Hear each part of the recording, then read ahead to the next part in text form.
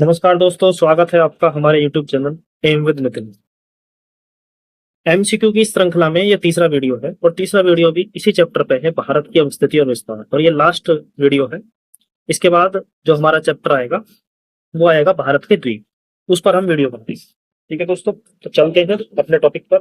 और अगर आपने अभी चैनल को सब्सक्राइब नहीं किया तो चैनल को सब्सक्राइब कर लीजिए, बेल आइकन को दबा दीजिए ताकि आपका वीडियो का नोटिफिकेशन आपको मिलता रहे, और वीडियो अच्छी लगे तो लाइक करें। ठीक है दोस्तों, चलते हैं अपने क्वेश्चन की तरफ। क्वेश्चन नंबर 1 है, पहला क्वेश्चन है, भारत और पाकिस्तान के बीच अंतरराष्ट्रीय सीमा किसके द्वारा सीमांकित की गई थी? ऑप्शन है आपका McMahon line, Durand line, Radcliffe line या मैगिनोट लाइन। तो इसका सही आंसर है, ये जो लाइन ड्रॉ की थी भारत और पाकिस्तान के बीच, ये की थी सर रेडक्लिफ ने, तो उन्हीं के नाम पे इसका नाम रख दिया गया था, रेडक्लिफ लाइन। अगला क्वेश्चन, दूसरा क्वेश्चन है, भारत के सुदूर पूर्व में कौन सा देश भारत के साथ सर्वाधिक लंबी अंतरराष्ट्रीय सीमा बनाता है? ये टोटल में नहीं पूछा हुआ है, ये सिर्फ पूछा हुआ है सुदूर पूर्व में। पूर्व का मतलब ये भारत का नक्शा है और इस तरफ जो है, तो इस तरफ कौन सा देश है जिसकी इधर चीन है, इधर म्यांमार है, यहाँ बांग्लादेश है। तो ये पूछा हुआ है कौन सा देश सबसे ज्यादा सीमा बनाता है, तो ऑप्शन है चीन, म्यांमार, थाईलैंड या वियतनाम। तो आपका सही जवाब जो होगा वो होगा आपका सही जवाब म्यांमार, ऑप्शन बी। ठीक है, नेक्स्ट क्वेश्चन है, तीसरा क्वेश्चन है, भारत एवं चीन के बीच सीमा निर्धारित करने वाली मैकमोहन रेखा निम्नलिखित में से किस प्रदेश के उत्तरी सीमा पर खींची गई है? किस प्रदेश के उत्तरी सीमा पर खींची गई है? तो ये प्रदेश वहीं पड़ता है पूर्वोत्तर में, और वो पूर्वोत्तर में ये प्रदेश है, यहाँ पर कौन सा प्रदेश है, तो वो उस प्रदेश का नाम कौन सा है बताइए। ऑप्शन है जम्मू कश्मीर, उत्तर प्रदेश, हिमाचल प्रदेश या अरुणाचल प्रदेश। तो कौन सा देश कौन सा राज्य पड़ता है इधर? इधर पड़ता है हमारा अरुणाचल प्रदेश। ठीक है, तीसरा क्वेश्चन है, चौथा क्वेश्चन, निम्नलिखित में से किस देश के साथ भारत की अंतरराष्ट्रीय सीमा नहीं लगती? अब के पूछा हुआ है कि अंतरराष्ट्रीय सीमा ही नहीं लगती। ऑप्शन है पाकिस्तान, बांग्लादेश, भूटान या श्रीलंका। तो बताइए इसमें कौन सा ऑप्शन सही होगा? तो इसमें सही ऑप्शन जो है वो है श्रीलंका। श्रीलंका के साथ जो है वो भारत की सीमा नहीं लगती, समुद्री सीमा से जुड़ा हुआ है लेकिन स्थलीय सीमा से नहीं जुड़ा हुआ, तो वो अंतरराष्ट्रीय सीमा में नहीं जुड़ता। अगला क्वेश्चन, क्वेश्चन नंबर 5 है, निम्नलिखित में से कौन सा देश भारतीय उपमहाद्वीप के अंतर्गत शामिल नहीं किया जाता है? भारतीय उपमहाद्वीप, ध्यान से सुनना इसको, भारतीय उपमहाद्वीप के अंतर्गत शामिल नहीं किया जाता है। तो ऑप्शन है आपके पाकिस्तान है, नेपाल, श्रीलंका है और बांग्लादेश।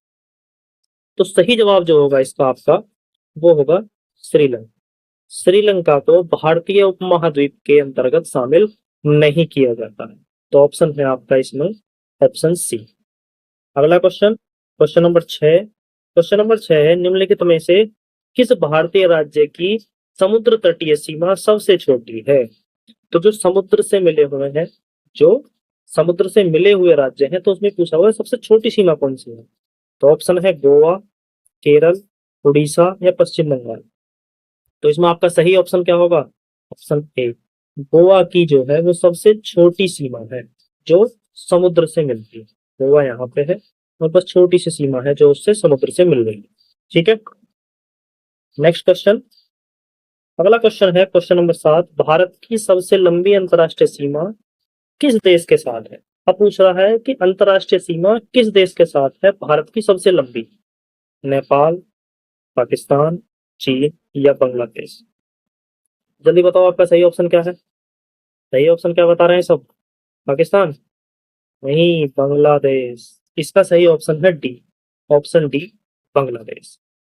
ठीक है, अगला क्वेश्चन, क्वेश्चन नंबर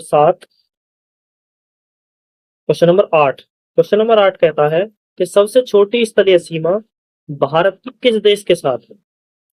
भारत की ये सीमा जो है वो सबसे कम किस देश के साथ लगती है? तो सबसे ज्यादा किसके साथ लगी? बांग्लादेश के साथ, तो वो तो ऑप्शन में ही नहीं है। दूसरा अब ऑप्शन है आपके पास पाकिस्तान, नेपाल, म्यांमार और भूटान।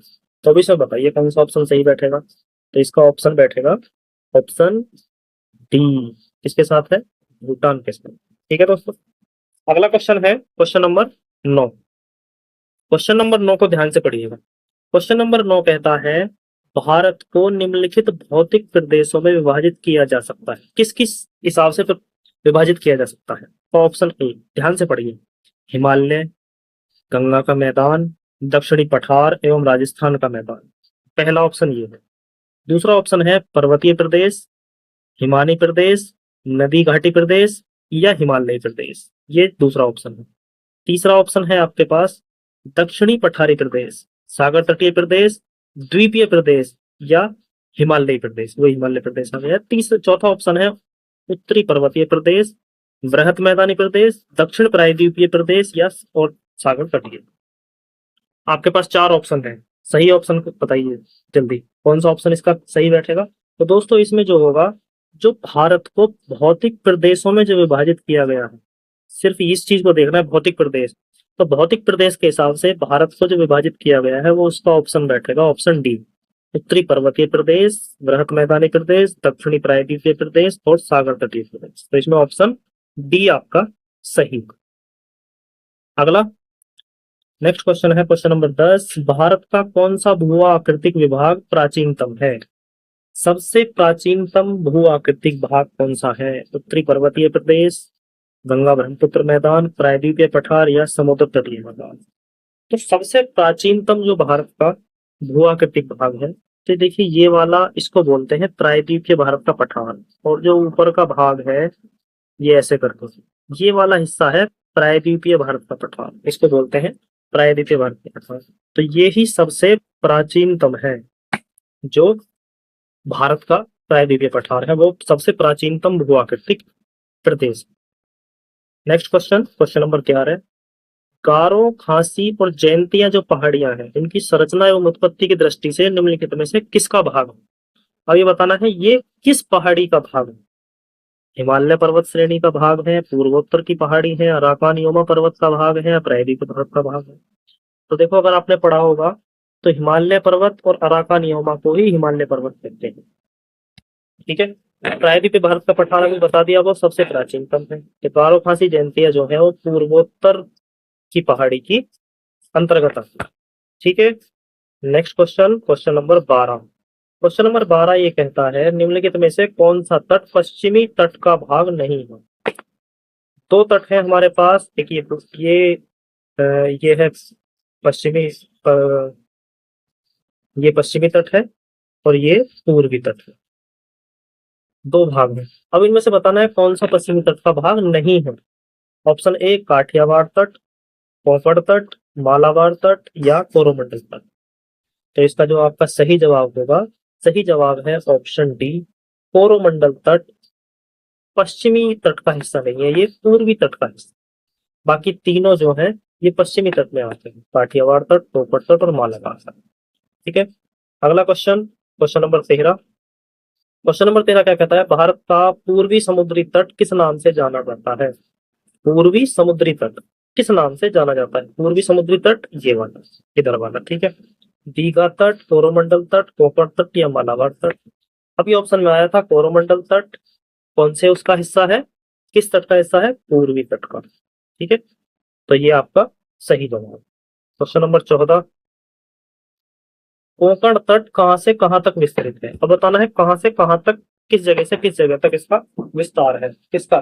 कोंकण तट का। तो कोंकण गोवा से कोच्चि तक, गोवा से दीव तक, गोवा से दमन तक या गोवा से मुंबई तक। तो जो आपका इसमें सही जवाब होगा वो होगा गोवा से दमन तक। दमन तक इसलिए होगा क्योंकि गुजरात तक होगा, गोवा से और यहाँ गुजरात तक, ये ऐसे करके, ये यहाँ गोवा है और यहाँ है गुजरात। तो गोवा से गुजरात तक जो होगा यहाँ दमन है। और दीव जो है, दीव, दीव एक अलग द्वीप है यहाँ। ठीक है, अगला question, question number 15। Question number 15 कहता है लक्षद्वीप समूह द्वीपों की उत्पत्ति निम्नलिखित में से किस प्रकार हुई है? किस तरीके से लक्षद्वीप की उत्पत्ति हुई है? ज्वालामुखी से उत्पत्ति हुई है, मृदा नक्षत्र से हुई है, प्रवाल उत्पत्ति से हुई है, इनमें से कोई नहीं। तो इसका सही जवाब जो होगा वो होगा प्रवाल उत्पत्ति से। जो प्रवाल द्वीप है इसको प्रवाल द्वीप के नाम से भी जाना जाता है। किसको? लक्षद्वीप को प्रवाल द्वीप के नाम से भी जाना जाता है। अगला क्वेश्चन है आपका क्वेश्चन नंबर 16, भारतीय क्षेत्र में स्थित दो ज्वालामुखी द्वीप कौन कौन से हैं? दो ज्वालामुखी द्वीप के बारे में पूछा है। तो ज्वालामुखी द्वीप का ऑप्शन है कावरती या न्यूमूर, पंबन एवं बैरन, बैरन एवं नारकोंडम, ग्रेट अंडमान व लिटिल निकोबार। तो ज्वालामुखी द्वीप कौन से हैं? ज्वालामुखी द्वीप वे होते हैं जिस पर ज्वालामुखी का उद्गार होता है। तो वो दो द्वीप है, बैरन एवं नारकोंडम। तो ऑप्शन सी इसमें आपका सही ऑप्शन है। क्वेश्चन नंबर 17 क्या कहता है? न्यूमूर द्वीप कहाँ पर है? न्यूमूर द्वीप कहाँ पर है? अरब सागर में है, मन्नार की खाड़ी में है, बंगाल की खाड़ी में है या अंडमान सागर में? तो इसका सही ऑप्शन जो होगा वो होगा आपका बंगाल की खाड़ी। अभी पिछले वाले क्वेश्चन में आया था न्यूमूर द्वीप, न्यूमूर द्वीप ज्वालामुखी, ठीक है। तो ये किधर है? ये है आपका बंगाल की खाड़ी में। क्वेश्चन नंबर अगला है क्वेश्चन नंबर 18। क्वेश्चन नंबर 18 ये कहता है निम्नलिखित में से कौन सा एक द्वीप है? अभी पीछे बताया था मैंने, यहाँ कौन सा द्वीप आ रहा है? ये तो यहाँ पर है दमन, और जो एक द्वीप है इसे बोलते हैं दीव। चलो मैंने पहले इसका जवाब बता दिया। ऑप्शन है आपके दमन, दीव, पांडिचेरी, दादर एवं नगर हवेली। इनमें से कोई सा भी द्वीप नहीं है, सिर्फ और सिर्फ बी इनमें द्वीप है। दमन, पांडिचेरी, दादर एवं नगर हवेली द्वीप नहीं है, ये स्थलीय भूमि। पहला क्वेश्चन है स्वतंत्रता से पूर्व कौन सा भारतीय क्षेत्र काला पानी के नाम से जाना जाता था? काला पानी की सजा जो दी जाती थी तो उसके लिए कहाँ भेजा जाता था लोगों को? ऑप्शन ए लक्षद्वीप भेजते थे, ऑप्शन बी अंडमान निकोबार द्वीप समूह भेजते थे, ऑप्शन सी दीव भेजते थे, या ऑप्शन डी आलिया बैट व खदिया बैट भेजते थे। तो इसमें आपका जो सही जवाब होगा वो सही जवाब होगा अंडमान एवं निकोबार द्वीप समूह में काला पानी की सजा दी जाती है। लास्ट क्वेश्चन है आपका क्वेश्चन नंबर 20।